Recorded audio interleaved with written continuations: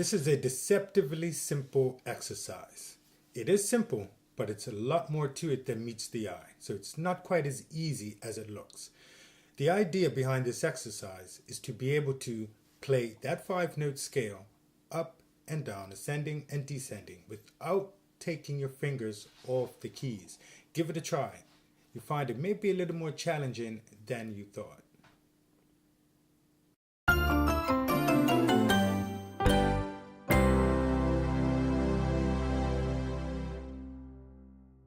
Hi everybody, CJ here. This video lesson is made up of 3 parts. First is the background to this exercise and why it's important, and also there's the exercise itself. Finally, there's self-assessment.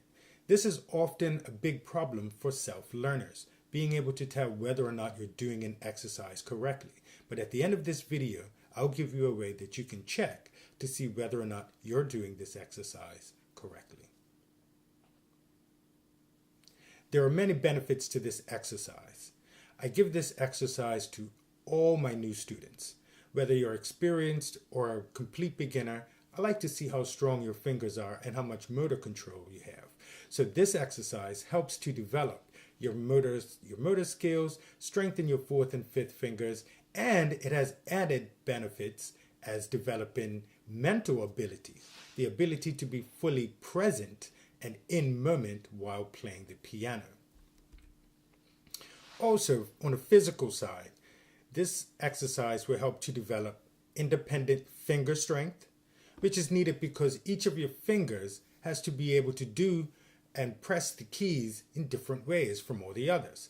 Also, it will increase your accuracy, allowing you to play the notes that you want, how you want. Your touch sensitivity, allowing you to play forte or a piano quite easily, switching between the two. And this will also help to develop your endurance. You have to play for long periods of time. Now, be aware that this exercise is physically demanding, so no more than 10 to 15 minutes maximum on this exercise at a time. Incorporate it into your practice schedule 3 or 4 times a week. Now, materials that you're going to need a piano or a weighted keyboard. I strongly suggest using a weighted keyboard because you need the resistance of the keyboard in order to build the strength. Also, have a metronome handy because this exercise uses a metronome. You have to play at 40 beats per minute, and you can use an online metronome or get an actual metronome. I use the online one. Just Google metronome and use the one that comes up online to get started. That's fine. And finally, a camera or smartphone, because you're going to record record yourself doing this exercise, and that way you'll be able to assess whether or not your fingers are raising up off of the keys and whether or not you're actually developing the strength and control that you need. So how are we going to get the most out of this exercise? We're going to hold each note for 4 beats, but we have a task for each beat. On beat 1, we'll press the key and say the note name, C. And on beat 2, we relax from our hands all the way up to our jaw. We need to release tension from the body in order to play with joy and ease. And on beat 3, we double check to make sure our fingers are resting gently on each of the keys. 1 finger per key. And on beat 4, we prepare for the next note. Now, there's a lot that's going on when we're doing this. In beat 1, you're playing and saying, but this develops eye, ear, and hand coordination, reinforces the note names, where it's located on the keyboard, and it also familiarizes you with pitches relative to the other notes in the exercise. Now, like we said, you need to relax because it's tension in the hands that causes your fingers to lift and rise and get up out of control, and then you can't play what you want to play. So relax, get that tension up out of the body, from your fingers all the way up to your lower jaw, right through your arms, your shoulders. Make sure all of that is relaxed. Right in beat 2, make sure that you're relaxed. Also in beat 2, what's really happening is that you're developing muscle memory, and this is neuromuscular training, a limited form of neuromuscular training, right? Both your mind and body are being trained because these are new experiences for both your body, these new hand positions, and your mind focusing and thinking about these musical notes. This is a completely new thing. So you want to train your mind and your body to do these things correctly from the start. And this is how we do it. We make sure that we do it slowly. That way we give your brain enough time to process the information and give your body enough time to adjust to this new physical position. And in beat 3, we just double check to make sure that we're still relaxed and that our fingers are still resting gently on the keys. Now, during beat 3, what's happening? Well, during this whole exercise, you are improving your motor skills. You're improving your ability to control your fingers. And in beat 4, now this is really important. In beat 4, we're preparing for the next note. Now, preparing for the next note means that we're developing the ability to think slightly ahead of the metronome, to think ahead of the beat. And this is a crucial skill for all musicians, to be able to anticipate what's coming next. So there's a lot that's packed into this simple exercise. Okay, so let's get into the exercise. The first thing that we want to do is get ourselves seated at the piano towards the center of the keyboard, right? And we want to rest one finger per key, starting on C up to G.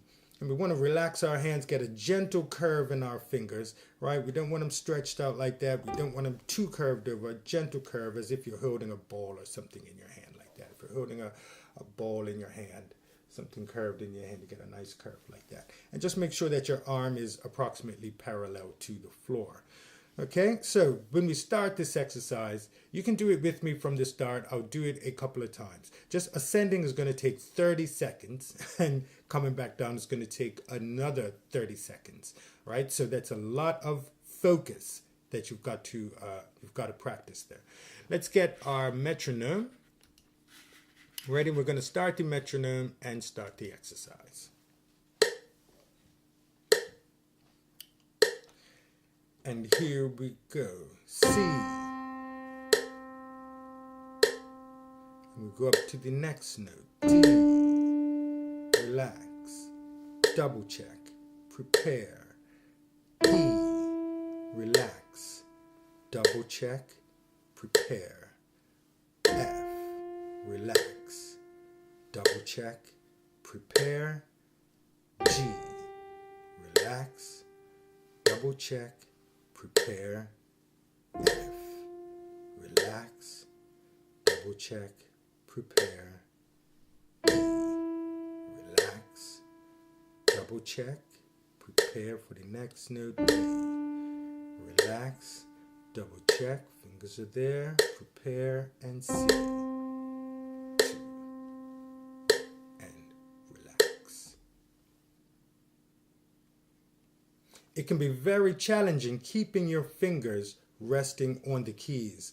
Sometimes when you hit this third note, this E, you might get your fingers coming up like this. This is what you need to watch out for. You need to watch out for your fingers coming up off the keys, even in your left hand. Make sure that your fingers do not rise up like that. You want to resist that and keep your fingers resting gently on the keys throughout the entire exercise. All right? As you can see, my fingers never leave the keyboard. All my fingers are resting on the keys throughout the exercise. And by doing it slow, you see it right here. You can see even my finger shakes a little bit. It's not an easy thing to do. Just holding that down while keeping the rest of your fingers resting on the keys. But let's try this again. But this time we're going to do it with our left hand. C. Relax. Double check. Prepare. D. Relax. Double check. Prepare for E. Relax. Double check your fingers. Prepare for the next note. F. Relax. Double check. Prepare for the next note. G. Relax. Prepare for the next note. Come back to the F. Relax. Double check. Prepare for the E. Relax. Double check. Prepare for the D. Relax. Double check. Prepare the C. Relax. Double check. Prepare. Woof. Wow, this is a very, very technical and strenuous exercise. All right, but let's try it again. Now, you can do this scale not just with these 5 notes. You can use any of the notes. Preferably for now, as a beginner, you should start with just the naturals, but you can start on D, you can start on E, you can start on any note, and you can do a complete scale even. Let's try the C major scale. Let's go all the way up the scale. We're going to start with C, then we're going to cross under to F and continue up the scale. All right, so there's the first 3 notes, then we cross our thumb under, our thumb comes under to F, and we're going to continue up the scale. So let's do the entire C major scale. C, relax, double check, prepare for the next note. D, relax, double check, prepare for the next note. E, relax, prepare for the next note. E, F, relax, double check, prepare. G, relax, double check, prepare. A, relax, double check, prepare. B, relax, double check, prepare. C, relax, double check, prepare. This is a really great skill to apply to learning your scales. It'll help you learn your scales faster and help you to be able to play them faster. Believe it or not, practicing these scales slowly helps you to be able to play them with more control faster. Assessment. Assessment is one of the most difficult and challenging aspects of learning the piano.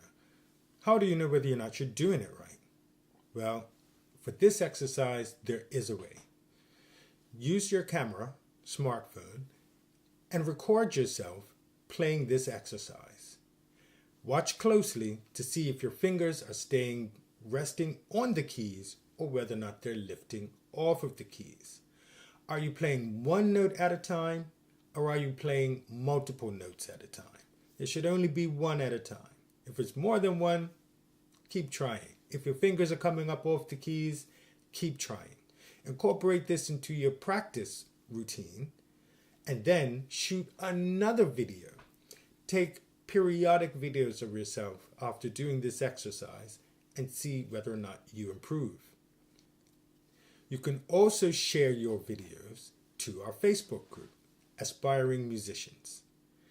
In this Facebook group, there's plenty of support. You can ask questions. If you need any advice, help, support in any way, I'm happy to help. You can reach me there. So how did you get on with this exercise? I hope you enjoyed it. Let me know in the comments, and please like, share, and subscribe for more tips and tools on learning and mastering the piano.